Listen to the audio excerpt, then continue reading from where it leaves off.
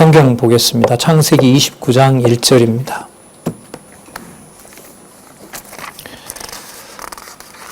창세기 29장 1절 제가 읽겠습니다.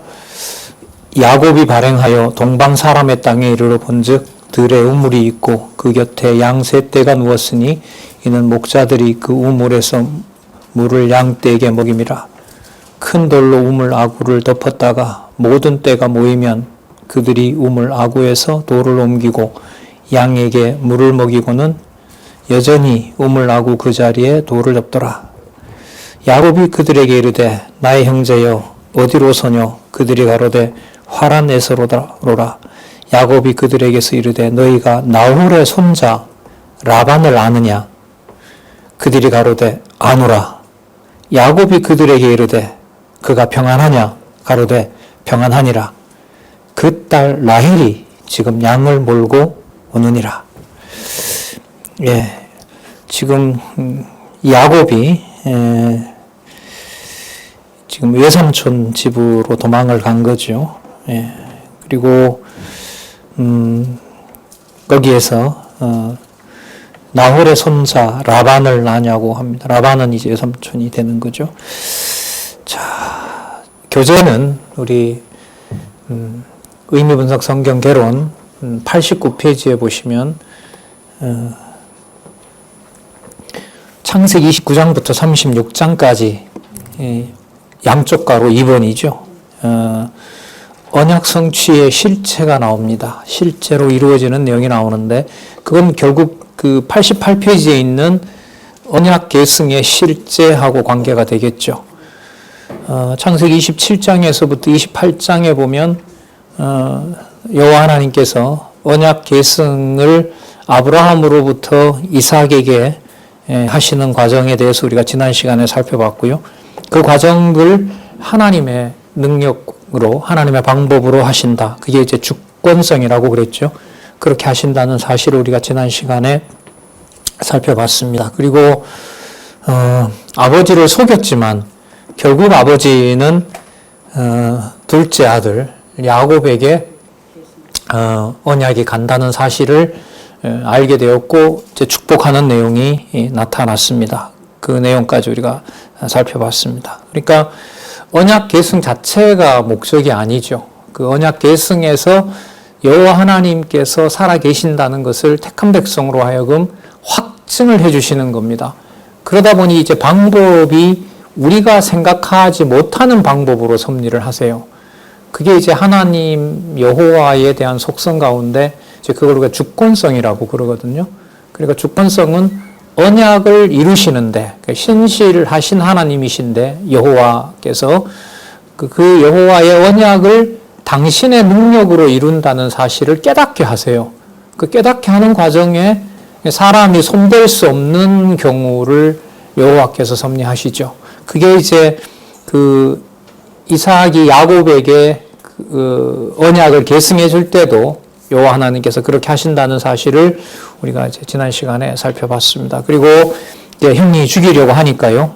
형이 죽이려고 하니까 이제 도망쳐서 이제 그 외삼촌 사는 동네로 도피하는 내용까지 저희들이 살펴봤습니다. 자, 아버지의 고향이기도 하고요. 예.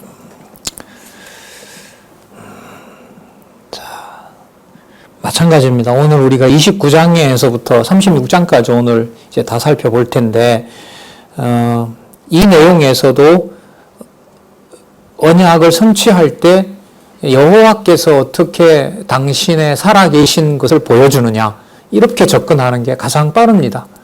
그건 물론 내용의 순서를 따라가야 되는 것은 분명합니다. 그건 이제 상세하게는 그렇게 여러분 개론을 통해서는 못하고요. 자, 세 부분으로 나눠져 있죠. 먼저 30장까지 보면 30장 네 부분으로 되어 있네요. 30장까지 야곱의 자손이 번성합니다. 그러니까 언약 성취가 되는 거죠. 그 다음에 31장에서부터 32장까지 90페이지에 보면 언약의 땅으로 회개합니다. 왜냐하면 지금 우리도 아까 읽었지만은 화란에 지금 아버지의 조상도 살고 있고 할아버지의 조상도 살고 있단 말. 할아버지가 이제 아브라함이니까요. 그리고 또 엄마의 가문도 거기에 있고요. 근데 그것이 뭐는 아니죠. 약속의 땅은 아닌 거예요. 그럼 약속의 땅으로 이제 돌아와야 된단 말이죠. 20년 넘게 이제 그곳에서. 그 다음에 살았기 때문에 이제 돌아와야 되는데, 그럼 돌아오게 할 때도 여호와께서 당신의 방법을 쓰는 거예요. 순탄하게 이렇게 돌아오지 않게 합니다. 그 다음에 창세기 33장에서부터 34장에 보면 숙곡과 세겜을 정복합니다. 이게 이제 영토 확장의 의미가 있거든요. 여기서 이제 아주 몹쓸 일이 일어나죠. 야곱이 이제 외동딸이 있었는데, 이 외동딸이 나갔다가 그 동네 원주민 족장 아들한테 이제 강간을 당해요. 이걸 여러분 하나님이 하시는 걸까요?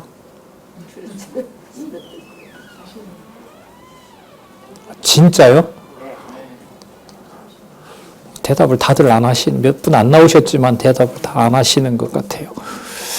이런 일 하시면 안 되죠. 안 된다고 할 수 없고. 그럼 되는 거예요? 남 얘기하듯이 하나님 마음대로겠지요. 이렇게. 그게, 이거예요. 이게 이제 여러분들 주권성이라는 개념이 이제 이런 데서 이제 고민이 되는 거죠. 이게 여러분 말만 한다고 여러분 이걸 정리한다 이렇게 될 수는 없을 겁니다. 속된 말로 니도 당해봐라 이렇게 나왔을 때는 이거는 그렇게 쉽게 말할 수 있는 건 아닙니다. 자, 이 과정이 지나고 난 다음에 35장과 36장에 가면 야곱과 또 누가 번성하죠? 에서가 번성해요. 에서를 빼버리고 이렇게 딸이 강간까지 당해서 그야말로 또 전쟁을 하죠, 오빠들 둘이 나서서 전쟁을 하고 이제 피바람이 부는 거예요. 그리고 그것에서 이제 전쟁을 하게 되면 야곱이 번성한다 이렇게 되면 좋은데 야곱뿐만 아니라 누구도 번성한다 그러죠. 에서도 번창한다고 얘기를 하잖아요. 자, 이걸 도대체 어떻게 또 봐야 되느냐. 그리고 36장에 에서가 번성하는 것이, 자, 이제 창세기 37장부터 이제 장이 되게 크게 바뀌어요. 91페이지에 보시면 제2장. 자, 범위가 넓습니다. 창세기 37장부터 창세기, 출애굽기, 레위기, 민수기 거의 마지막 부분이죠. 민수기 30장까지가 묶여 있어요. 여러분, 이런 단락은 존재하지 않습니다. 이 세상에. 성경이 기록된 이후로 창세기 37장부터 민수기 30장을 묶어서 그 창세기도 50장까지니까 중간에 뛴 거예요. 그리고 민수기도 30장이 아니에요. 민수기도 30장이 마지막이 아닙니다. 민수기는 36장까지가 마지막이에요. 그런데 딱 어디까지만? 민수기 30장까지만 묶어서 자선언약 성취섭리라는 이런 타이틀로, 글쎄 저는 아직 못 봤어요. 여러분 혹시 가지고 계신 스마트폰으로 한번 검색을 해보시기 바랍니다. 영어로도 검색하면 더 많이 찾아지겠죠. 위키피디아 들어가서 창세기, 제네시스 37 이렇게 해가지고 이렇게 묶어서 민수기가 넘버거든요. 넘버 30 이렇게 챕터 딱 했을 때 글쎄 제 생각은 안 들 것 같아요. 그렇게 쳐도. 그럼 이거야말로 여러분 뭐죠? 최초인 거예요. 최초로 성경의 통일성을 설명을 하되 창세기 37장에서부터 민수기 30장까지를 묶어놓은 것은 없는 거예요. 이게 묶어놓은 게 왜 중요하냐? 이렇게 묶었으므로 성경이 하나님의 말씀이라는 걸 증명하기 때문에 그래요. 선생님 다르게 묶으면 더 분명한데 그건 여러분들이 하시면 돼요. 그래서 저는 그런 시간 소모를 안 하고 싶어요. 왜냐하면 제가 10번은 넘게 이게 맞는지 아닌지 제가 확인했기 때문에 여러분들한테 그런 시간 소모는 하지 마시고요. 이 연구 결과가 정확하니까 이걸 여러분들이 빨리 본문에 익숙해지면서 공부하실 수 있었으면 좋겠습니다. 그러기 위해서 여러분들한테 이제 이런 시간을 마련했다고 누차 말씀을 드리잖아요. 그리고 그 내용에 나타난 여호와 하나님의 존재와 여호와 하나님의 속성 가운데 오늘 특히 이제 강조했던 게 주권성인 거죠. 그러니까 언약을 이루어 나가신다는 것은 신실성인데 창세전에 정한 대로 한다는 것은 영원성인 거고요. 하나님이 다 하신다는 것은 전능성인 거고요. 하나님의 택한 백성은 아까 뭐 당하더라도 딸이 성폭행을 당하더라도 그 방법으로 버리는 것이 아니라 하나님의 자녀를 보호하신다는 거죠. 그게 여러분 자비성이라고 할 수가 있거든요.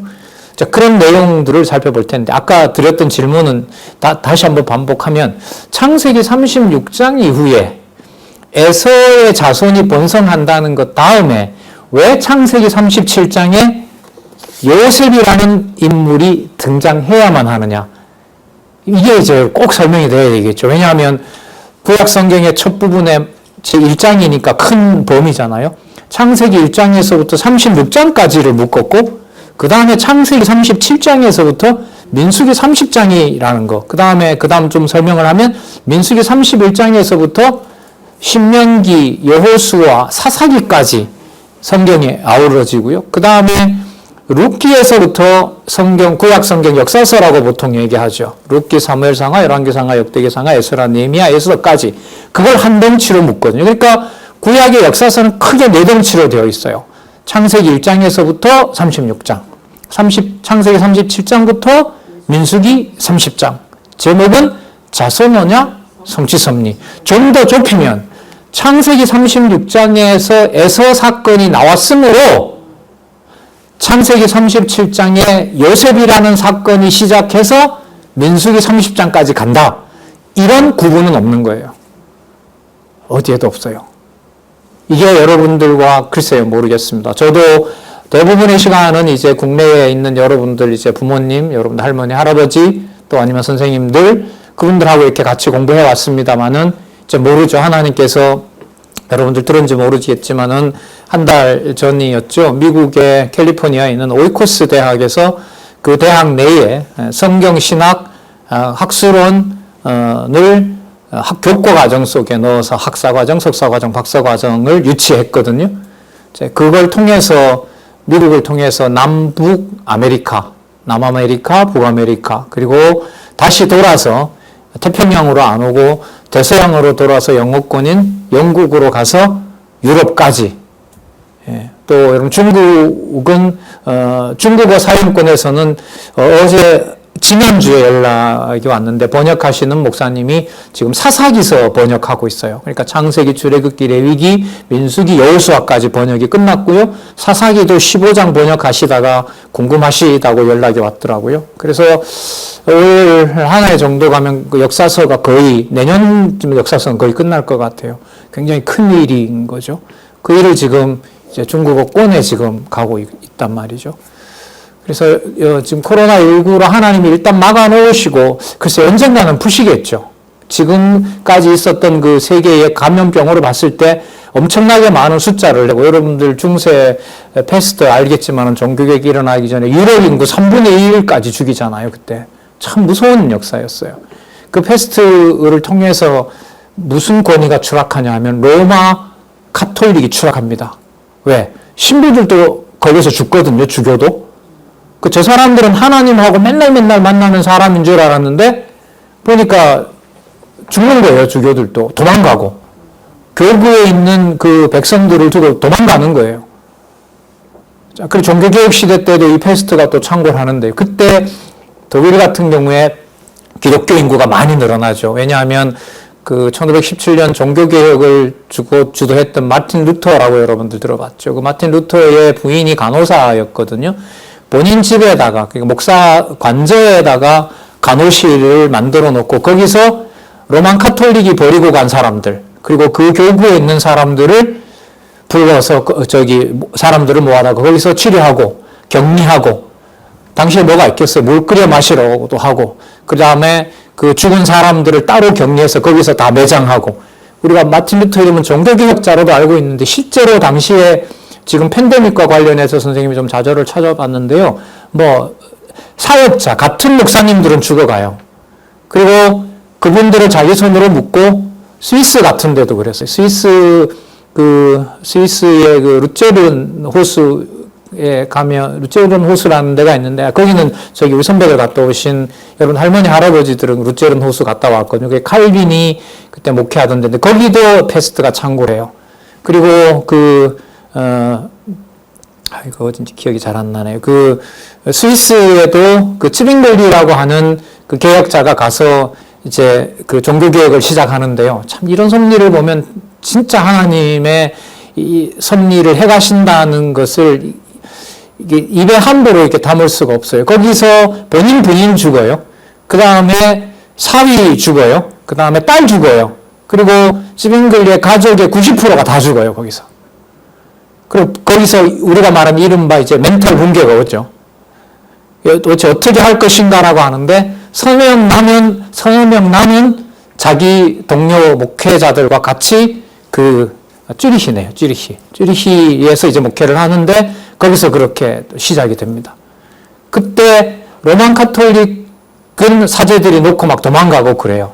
근데 모든 프로테스탄트는 찾아보진 않았지만 개혁이 일어났던 독일, 그 다음에 스위스, 개신교를 받아들였던 그곳에서는 이 목회자들을 중심으로 해서 그런 일들이 일어나고 있어요. 그게 이번에 팬데믹으로 그 자료들이 다시 이렇게 한번 드러나게 되죠. 그래서 국가 방역에 대해서 벌써 500년 전에 목회자들이 앞서서 그렇게 했다는, 우리나라 큰 교회도 보면 수양관 큰 시설을 보호시설로 다 기증한 데도 있죠. 예, 그런 교회도 방해에 이렇게 방해가 되는 일도 일어났었지만 그런 일들이 벌어져요. 약간 이제 딴 데로 이제 갔는데 하나님께서 당신의 언약을 성취하도록 하시는 그런 방법으로 보면은 우리가 언약 성취를 그냥 바라보고 그걸 우리가 단지 수용만 하면 믿어지도록 그렇게 섭리를 안 하세요.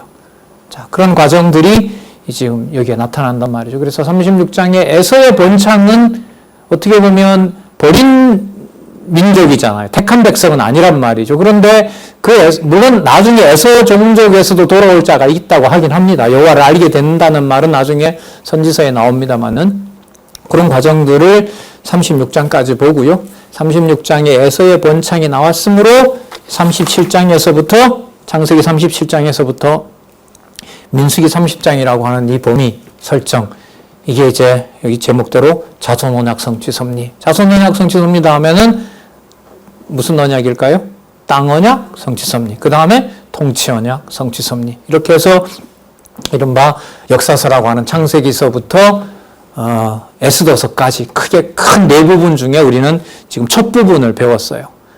그래서 앞부분에 나타났던 이 결혼 구조만 정확하게 보더라도 하나님께서 살아계신 당신의 능력을 당신의 방법으로, 그걸 주권성이라 그랬죠. 그렇게 보여주신다는 사실을 여러 차례 확인을 해봤습니다. 자, 그러면 오늘 우리 29장에서부터 36장까지 나타난 부분도 한번 살펴보고자 합니다. 자, 창세기 29장에서부터 30장까지는 뭐가 나오냐면 야곱의 자손이 번성하는 내용이 거기에 나타납니다. 야곱이 아까 라반이라 그랬죠? 외삼촌 집에 이제 들어가서 가보니까 그 집에 이제 딸이 둘이 있어요. 레아와 라헬이라고 있는데, 라헬이 이뻤던가 봐요. 야곱이 왔을 때. 레아는 인물에서 빠졌는가 봐요. 그런데 이제 라헬과 결혼하려면 이제 외삼촌이 너 7년 동안 우리 집에서 일하라고 얘기를 한 거죠. 그래서 아주 열심히 일을 합니다. 성경에 이런 표현이 나오는데요. 29장, 여러분 몇 절이냐면요.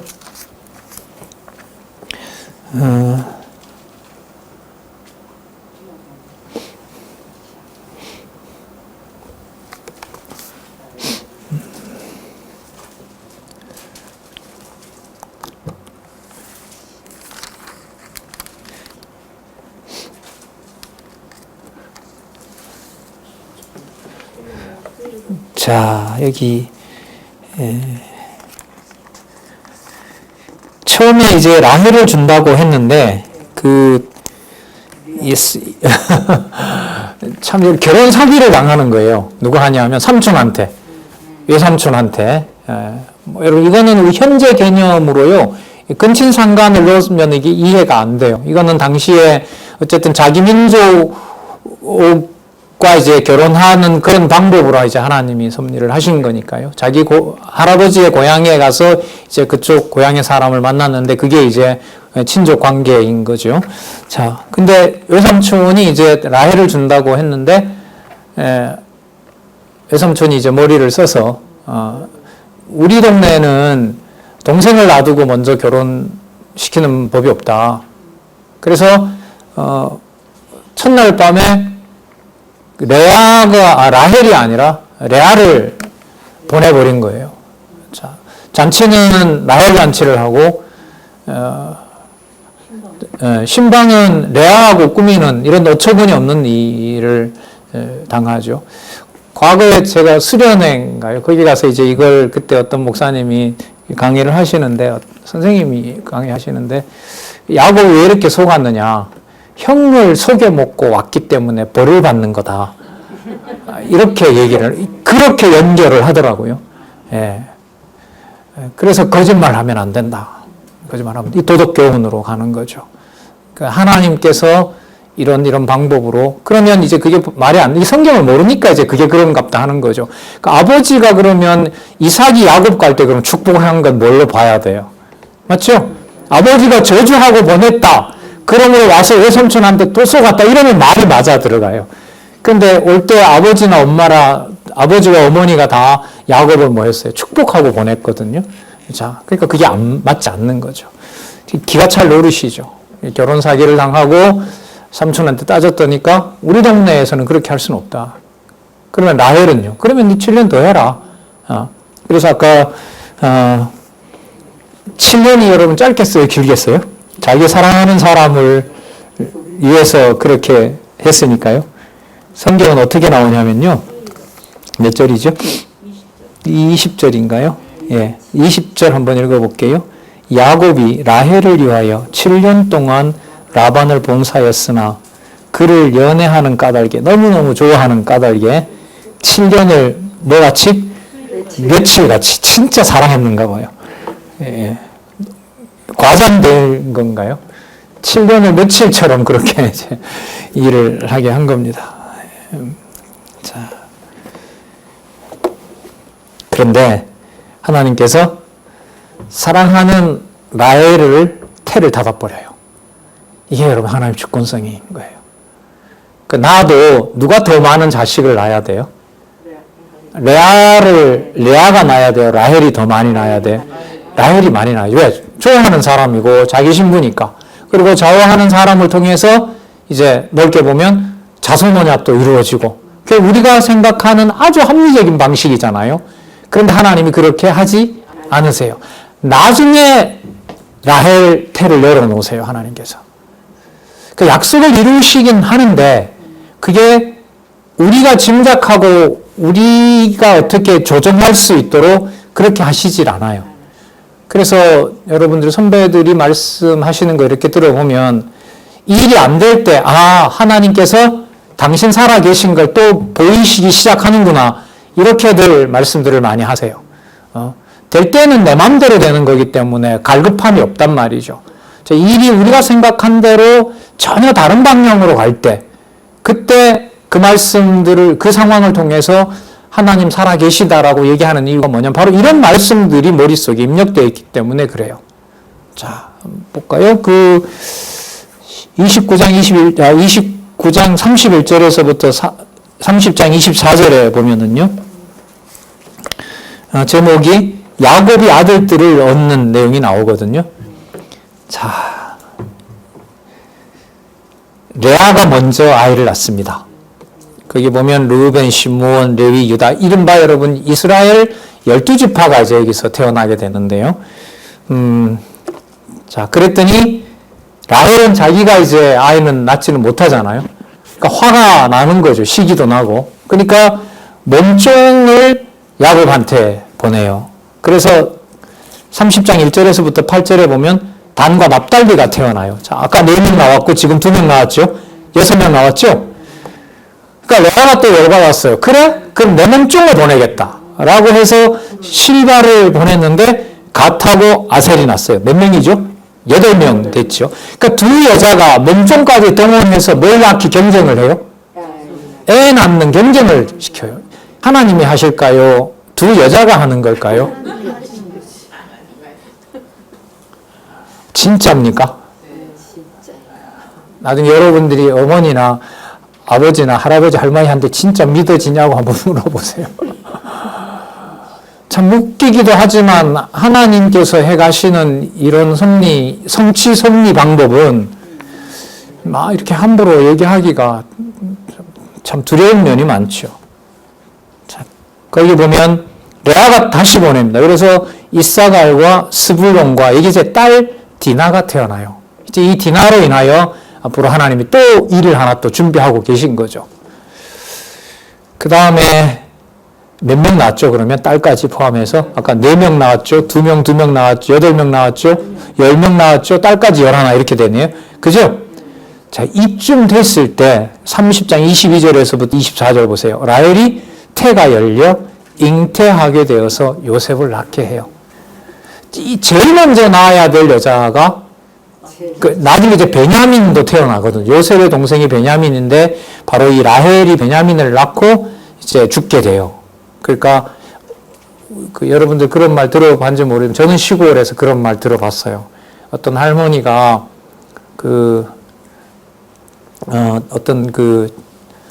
아이 보고 욕이 아니라 하는데 뭐라고 얘기를 했냐면 지엄이 잡아먹고 난 태어난 놈이다. 이렇게 얘기를 하는 거죠. 그러니까 과거에는 이제 의술이 발달하지 않다 보니까 아기를 죽이는 제기고 산모를 살리느냐 아니면은 그런 일도 일어나고요. 산모가 죽고 어머니가 죽고 아기가 사는 우리 여러분 할아버지 할머니들한테 물으면 많습니다. 과거에는 그런 일들이. 그러니까 어떻게 보면 베냐민을 낳으면서 그렇게 죽은 거예요. 이 라헬이. 예.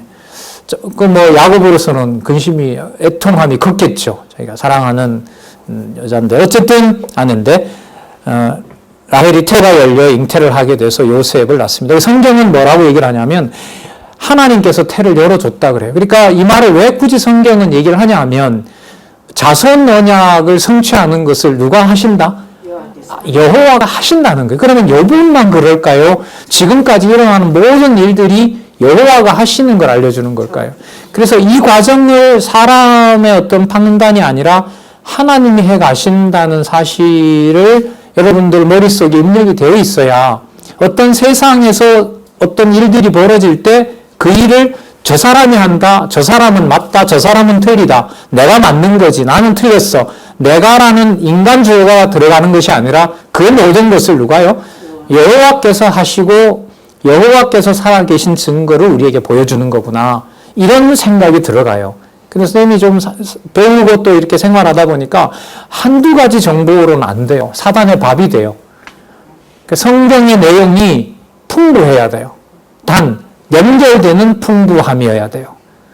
계속해서 그 연결고리들이 이야기를 끌어가는 고리여야 돼요. 여러분들 왜 영화 같은 경우에도 그렇고 그 대작 같은 드라마도 보면 그 끝날 부분에 얼마나 사람을 그 다음 프로에다가 맞춰 넣어요. 안 보고 안 되게끔 맞춰 놓잖아요. 그 인간이 만드는 것도 그런데 하나님이 살아계신 증거를 보여주는데 그보다가 약하겠습니까? 아니죠. 계속 요즘 말하는 반전에 반전이 돼요. 반전에 반전이 끊임없이 요한계시록 마지막까지 이루어지면서 성경이 그래서 사람의 어떤 만들어내온 이야기가 아니라 하나님의 말씀이라는 걸 성경이 증거를 해주거든요. 자, 경쟁하듯이 아이를 낳도록 해서 자손 언약 성취 섭리를 하나님께서 하신 다음에 자 30장 25절부터 43절에 보면 야곱의 소유가 이제 풍부하게 돼요. 그러니까 여러분 아브라함 얘기 여러분 기억나실는지 모르겠네요. 아브라함에게 가나안에 정착하는 자금을 어디에 가서 누구 걸 뺏어서 줬어요? 애굽에 가서 아내를 동생이라고 거짓말하는 아브라함에게 하나님이 바로 걸 뺏어다가 아브라함 줬잖아요. 그죠? 그 이삭 같은 경우에도 거짓말했지만 또 뭐가 돼? 거부가 되죠. 그 왕에게 보호를 받거든요. 지금 이 야곱 같은 경우에는 어떻게 하시는 거예요? 야곱 같은 경우에는 그 재물을 줄 때 언약 자손에게 깨닫게 하려면 자기 방법대로 하는 걸로 할까요? 하나님이 해주시는 걸 또 깨닫게 할까요? 그렇죠. 그래서 외삼촌이 가만 보니까 그 외삼촌한테 이제 야곱이 제안하도록 하죠. 그 이상하게 생긴 양들이 태어나면 그건 제가 하고요. 일반적으로 태어나는 양은 삼촌 하세요라고 했는데 거기서 이제 어떻게 보면 삼촌을 속이는 거죠. 그러니까 하나님이 그런 생각을 불어넣었고 삼촌을 속이도록 해서 낳는 양들이 대부분 다 야곱 것이 되게 만들어놔요. 그러니까 하나님이 외삼촌에게 갈 재산을 누구에게로? 야곱에게로 돌려놓는 거죠.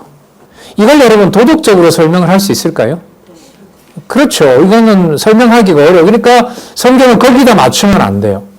자, 그 다음에 31장에서부터 32장에 보면 근데 재산이 늘어나니까 외삼촌이 좋아할까요? 싫어할까요? 싫어하죠. 자, 싫어하게 됐고 외삼촌의 아들들도 좋아하지 않습니다. 그러니까 야곱이 외삼촌하고 상의를 하지 않고 밤에 도망을 치는 거예요. 자, 31장 1절을 선생님 한번 읽어볼게요. 야곱이 들은 즉 라반의 아들들, 그러니까 외사촌들인 거죠. 라반의 아들들의 말이 야곱이 아버지의 소유를 다 빼앗고 우리 아버지의 소유로 인하여 이같이 거부가 되었다 하는지라. 야곱이 이제 그 소문을 들었고 외삼촌 인상도 보니까 별로 안 좋아요. 예. 자, 여러분 이 방법이 여러분 이렇게 되는 상황이 편한 상황이에요? 되게 불편한 상황이에요. 되게 불편하죠. 왜? 본인이 데리고 있는 아이를 낳았던 네 여인, 그건 전부 또 그 딸들은 또 누구 딸이에요? 라반의 딸인 거잖아요. 맞죠? 그리고 외삼촌의 딸이고 정작 이제 외삼촌이자 장인은 본인이 잘 되는 걸 지금 뭐하고 있고 시기하고 있고, 예. 그리고 또 돌아가는 일도 사실 만만치 않습니다. 지금 20여 년에 도망쳐 올 때 형이 죽이려고 하기 때문에 도망쳐 왔기 때문에 여기서 도망을 간다 하는 것도 본토로 돌아가면은 누가 또 기다리고 있어요? 죽이려고 하는 형이 기다리고 있거든요. 이런 상황을 누가 만들까요? 사단이 만들까요? 사단 위에 하나님이 계시거든요. 그러니까 여러분 도망치지 않을 수도 없고 떠나지 않을 수도 없고 마음 편하게 떠날 수도 없고 그런데 우리가 진퇴양난이라 그러죠. 빼지도 못하고 막지도 못하는 진짜 진흙 속에서 나오려고 허우적거릴수록 더 진흙탕에 그 늪지에 빠져버리는 일과 같은 일이 생기는 거죠. 그리고 제3의 무슨 방법이 생기지 않으면 다른 탈출구가 없게 만들어놔요. 그럼 주권성이라는 게 뭐냐면 바로 이 상황이에요. 내가 애써서도 안 될 뿐만 아니라 내가 애를 써야만 되는 상황이 생겨요. 발버둥을 안 칠래야 안 칠 수가 없는 상황으로 만들어놨는데 발버둥 치면 칠수록 뭐가 돼요? 더 궁지에 더 몰리게 되는 상황이 있단 말이죠. 여기에서 이제 제3의 대안을 사람이 찾을 수는 없게 만들어 놓고 여호와 하나님께서 언약하신 대로 그 언약을 진짜 누구 방법과 누구 능력으로 여호와의 방법과 능력으로 섭리를 해가세요. 그럼 여러분 그런 구조가 뭐냐 하면 성경 결혼 구조예요. 여러분 기억날지 모르겠는데 큰 틀에서 한번 얘기를 하면은요. 그러니까 창세기 37장에서부터 민수기 30장까지가 자손언약 성취 섭리라 그랬잖아요. 애굽에서 자손언약을 성취하시는데 열흘이면 되는 길을 하나님께서 열흘이 아니라 40년 동안 광야에서 나왔던 세대들이 다 죽게 해요. 수백만이 죽게 합니다. 그러니까 20세 이상은 다 죽거든요. 그러니까 20살에 나온 사람은 60이 돼서 이제 가나안 땅에 들어가는데, 그러니까 뭐냐면 자손 언약을 이루어주고 난 다음에, 그리고 자손 언약도 애굽에 가서 이루시죠. 그리고 이룬 자손을 가나안에 열흘이면 충분히 갈 길을 몇 년 동안을 돌려요? 40년을 돌려요. 그래서 자손 언약을 이루세요. 그리고 가나안 땅에 들어갔으면 이제 왕을 줘야 되거든요. 그게 이제 통치 언약과 관련된 건데 400여 년 동안 왕을 안 줘요.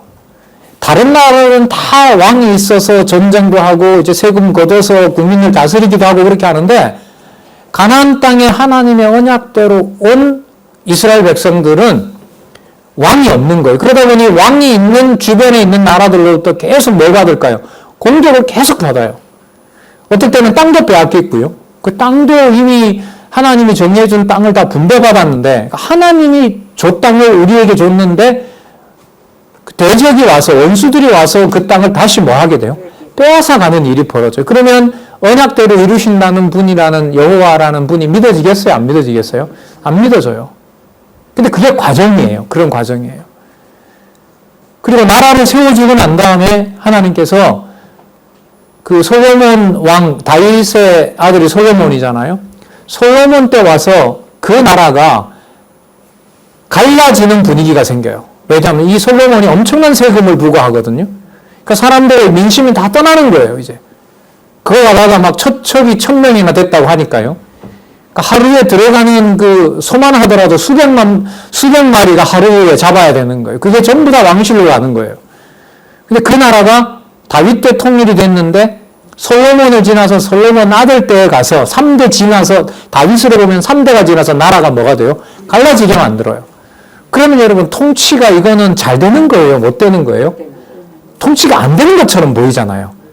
그러니까 아까 보세요. 자선 언약 같은 경우에는 열흘이면 가야 될 길을 40년 돌리고 왕을 빨리 줘야 되는데도 불구하고 400년 동안 왕을 안 주고 통일왕국 만들어서 손자 때에 가서 나라를 갈라버리고 반도 아니에요. 11지파와 한 지파만 남겨놓고 유다 지파만 남겨놓고 다 나라를 갈라버린단 말이죠. 그럼 여러분 여기 보시면 그러면 그렇게 돼서 여호와의 언약이 사라졌느냐? 아니에요.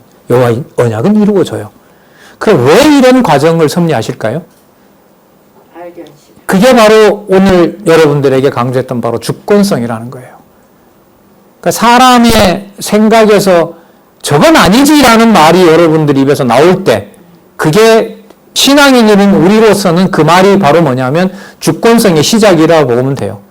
교회에서 저건 아니지 이런 말이 나오잖아요. 여러분이 그 말이 튀어나온다는 말이죠. 본능적으로 나와요. 그 말은. 세상에서도 아닌데 교회에서는 아니지. 그 말은 교회를 교회답게 하는 모든 방법과 그 이끌어가는 전략들이 우리에게 있는 것이 아니라 누구에게 있다? 하나님께 있다. 여호와 하나님께 있다는 사실이 시작되는 거예요. 그런데 그걸 이렇게 들었던 걸 마음만 먹어서는 안 되더라고요. 그야말로 데이터가 있어야 돼요. 그걸 뒷받침해주는 소스가 있어야 돼요. 그걸 여러분 하나님의 말씀 성경이라고 하는 거고 그 바탕을 그런 방식으로 되어 있다는 것을 확인해 주는 것이 여러분들이 가지고 있는 바로 성경 개론이라고 보시면 돼요. 자, 그럼 한번 볼까요? 90페이지에 31장에서부터 32장까지 언약의 땅으로 회개하는데요. 자, 돌아오는 과정에 이제 라반이 쫓아와요. 자, 라반이가 요삼촌이 이제 군대를 동원해서 쫓아온단 말이죠. 요삼촌이 쫓아와서 하는 말이 이제 죽이려고 온 게 아니라 이 라반도 보면은 아브라함의 계열이긴 하지만 당시에 벌써 우상을 섬기는 자들이었어요. 집안이 모셔놨던 그 우상을 훔쳐간가 봐요. 그걸 레아가 훔쳐가죠. 레아가 말 한 장 밑에다가 이제 놓고 훔쳐가게 되는 거죠. 그러면 아버지 거 훔쳤을 뿐만 아니라 그 여호와를 섬긴다기보다가 그 우상을 섬기고 있는 거죠. 그러니까 하는 행동으로 보면 언약 자손이라는 그 이름에 맞아요? 안 맞아요? 맞지 않지요. 그런데 누구를 보호해요?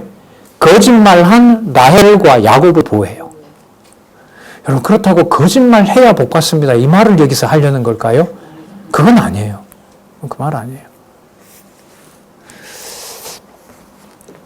자, 32장에 가면 야곱이 간구해 계명을 합니다. 자, 삼촌은 돌아갔는데 정보에 의하면 과거에 당신을 죽이려고 했던 형이 어마무시한 군대를 데리고 당신을 야곱을 기다리고 또 온다는 거예요. 다가온다는 거예요. 자, 여러분 여기에서 야곱이 머리를 씁니다. 형님을 줄 이른바 이걸 뭐라 그래요? 뇌물이라 그래야 되나요? 형님의 마음을 달랠 수 있는 예물을 준비합니다. 예물을 준비하고요. 참 이 못할 짓을 여기서 또 해요. 자기 부인하고요. 아들들을요, 예, 앞세워요. 그러니까 아버지로서 할 짓이 아니죠. 그 만약에 앞에 자녀들이 죽고 부인이 죽으면 그 사이에 자기는 뭐 하려고 뒤에 있다가 도망가려고. 그러니까 여러분 아까 라헬이 한 짓이나 지금 야곱이 하고 있는 일이나 이게 사람의 어떤 하는 행동으로 보면 언약을 당당하게 받아야 될 그런 사람들이 아니에요. 절대로 아니에요. 그런데 이런 일이 교회사에서 교회 역사에서 여러분 흔합니다. 여기서 여호와께서라고 하는 주어가 생각이 안 나잖아요. 그럼 이른바 엄청난 상처를 받아요. 그래서 상처를 받게 되어 있어요. 받습니다. 그 받은 상처 속에서 주어가 누구이구나, 여호와께서 하시는구나라는 걸 말씀을 통해서 배워나가게 하세요. 자, 하나님이 어떤 확증을 해주시냐면요, 이제 형이 온다는 얘기를 듣고 밤에 하나님의 그 천사가 와요. 한편으로 보면 그걸 하나님이라고도 얘기를 해요. 근데 야곱이 이제 천사와 씨름을 합니다. 그런데 새벽까지 싸움이 안 났어요. 그 야곱의 급소를 때려서 망가뜨리거든요. 그래서 즉 이후로 보면은 그 야곱이 거기서 절뚝거렸다라고 얘기를 해요. 그런데 새벽이 다가오니까 이제 천사가 가려고 하니까 야곱이 뭐라고 하냐면, 나를 보호한다는 확정을 하고 가라. 확정을 하고 가라. 그래? 그 확정을 어떻게 해줄래? 지금부터 그럼 네 이름을 바꿔주겠다. 야곱은 야곱이 아니라 뭘로 바뀌는 거죠? 이스라엘로. 야곱은 속이는 자인가 하여튼 뭐 그렇죠. 이스라엘이라는 말은 여러분들 뭐냐면 하나님과 겨루어서 이겼다는 말이에요. 내용은 하나님과 싸웠다 이런 말인 건데, 그럼 이 내용이 바로 뭐냐면 야곱에게 하나님께서 언약하셨던 언약이 계승되는 거라고 보시면 돼요. 자, 이렇게 어렵게 이제 큰 고비를 넘기고 에섭을 만나서 이제 둘이 상봉의 눈물을 흘립니다. 그리고 숫곳이라는 곳에 거주를 하는데 세겜성까지 와서 거기서 이제 그 거주를 하게 돼요. 그런데 34장에 보면 나오죠. 세겜이 야곱의 딸을 강간하고 통혼할 것을 요구를 합니다. 근데 이제 딸 디나가 이제 동네가 어떤 동네인가 하고 갔다가 그 세겜한테 이름 부족이기도 하고요. 이름이기도 한 어떤 이 세겜한테 그야말로 성폭행을 당합니다. 자, 그리고 아버지와 아들 세겜이 와서 우리랑 혼인계약을 맺자, 혼인계약을. 그래서 서로 우리가 집안이 되자. 이렇게 제안을 합니다. 근데 디나의 오빠들이 안 되겠다고 생각을 하고 그걸 기회로 삼아서 세겜을 치고 그 땅을 접수합니다. 왜 접수해야 될까요? 여러분 지금 이게 제목이 뭔가 한번 보세요. 29장에서부터 36장까지가 89페이지에 언약 성취의 실체죠. 그러면 언약 성취라는 말은 언약 자손이 아까 많이 번성했잖아요. 할아버지만 하더라도 이삭밖에 못 낳게 됐고, 이삭만 하더라도 야곱 자기 혼자였잖아요. 근데 야곱은 언약 자손을 지금 아직까지는 11명이지만 딸 디나하고 12명. 12명인데 12명이 전부 다 뭐가 되는 거? 언약 자손이 된다는 거 아니에요. 에서처럼 내보내지 않았으니까. 그럼 자손 언약을 이루었으니까 뭐도 이루어야 돼요? 땅 언약을 이루어야죠. 이제 한 명도 아니고 몇 명이나 돼요? 11명이고 나중에 12명까지 되는데 그 12아들들이 살 수 있는 땅이 필요한 거 아니에요? 그러면 아까 숫곳과 세겜을 정복하는 사건이라는 게 뭐와 관계가 된다는 걸 알 수 있겠어요? 무슨 언약과? 땅 언약과 관계가 되는 거죠. 그리고 아까 전쟁에서 승리를 하게 되고요. 자, 나중에 이제 35장에 가면 통치 언약까지 약속하는 내용이 나와요. 한번 가서 볼까요? 35장에 보시면 35장 9절에서부터 15절에 보면은요. 자, 그 앞에 보면 야곱이 부인 라헬이 가지고 왔던 그 몰래 가지고 있던 우상들을 대청소합니다. 왜 대청소하느냐? 자선 언약과 땅 언약을 지금 다 누가 이루어 주셨기 때문에 여호와께서 이루어 주셨는데 그런 걸 우상 가지고 있으면 안 되죠. 그 청소 다 하게 하세요. 자, 그 다음에 9절에서부터 15절에 보면 야곱이 여기 나옵니다. 국민과 그 다음에 또 누가 나와요? 왕들과. 여러분 이거는 이삭도 받았고 아브라함도 받았던 언약이에요.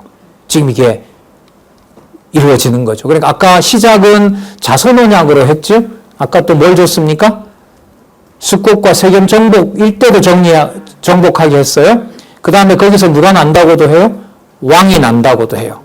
그 다음에 라헬이 베냐민을 낳고 죽어서 베들레헴 길에 장사됩니다. 예수님의 그 부모들의 고향이었었죠. 예수님이 태어난 곳이기도 한 바로 베들레헴에 장사되는 일들이 벌어집니다. 그리고 야곱의 아들들이 번성하자 부친 이삭이 죽어 장사합니다. 그러니까 이삭의 눈에 손자들이 자라는 걸 봄으로써 하나님의 언약이 이루어지는 걸 확인하고, 그러니까 이렇게 되는 거죠. 기독교인들에게 왜 그만큼 살게 했느냐라고 묻는다면 답은 하나예요. 그만큼 여호와 살아계신 것을 깨닫게 하고 하나님이 데려간 거예요. 이 땅의 일이 끝난 거기 때문에. 그래서 기독교 장례식장이라는 것은 진짜 상황 따라서 너무너무 슬픈 상황도 있지만은 하나님께서 생명을 이 땅에 보냈고 하나님께서 그 생명을 거둬간다는 여러분 대원칙과 대전제가 있어요. 그래서 마지막 장례는 세상의 절차로 따라가지 않아요. 기독교 장례는. 예. 그래서 하나님 살아계신 그 자녀나 가족을 잃고 하나님 살아계신 것을 이 땅에서 배우게 하는 그야말로 매우 의미 있는 행사가 돼요. 이 기독교 장례라는 것은. 그건 앞으로 여러분 좀 젊으니까 여러분하고 직접 상관이 없을는지 몰라도 다음에 또 그런 기회가 있으면 얘기를 하고요. 자, 여기 보시면은 이제 이삭이 죽고 36장에 아까 여러분들한테 얘기했죠. 에서 자손이 번성을 합니다. 그러니까 여러분 36장에 뭐가 나오면 제일 좋냐 하면 야곱 자손이 그래서 번성했더라. 이렇게 나오면 좋아요, 이게. 왜? 지금 이 결론이 몰아놨기 때문에.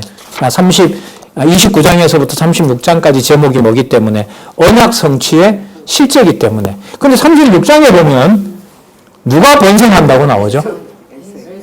이게 설명이 필요한 거예요. 에서 자손이 번성했다라는 걸로 여기서 나온단 말이죠. 그럼 선생님 잘못됐잖아요. 언약 자손이 번성으로 끝나야지 자연스러운 거 아니에요? 왜 에서가 여기서 번성을 하죠? 이게 대답을 해야만 되는 거죠. 여러분 이제까지 얘기했던 원리하고 똑같아요. 하나님께서 자손 언약을 이루어 가시는데 아까 우리 야곱은 라헬밖에 생각을 하지 않았는데 여자 3명이 더 와서 애를 낳아줬잖아요. 그걸 누가 하시는 거죠? 여호와께서 하신 거죠. 자기는 어떻게 보면 외삼촌 옆에서 그냥 살고 싶었을 거예요.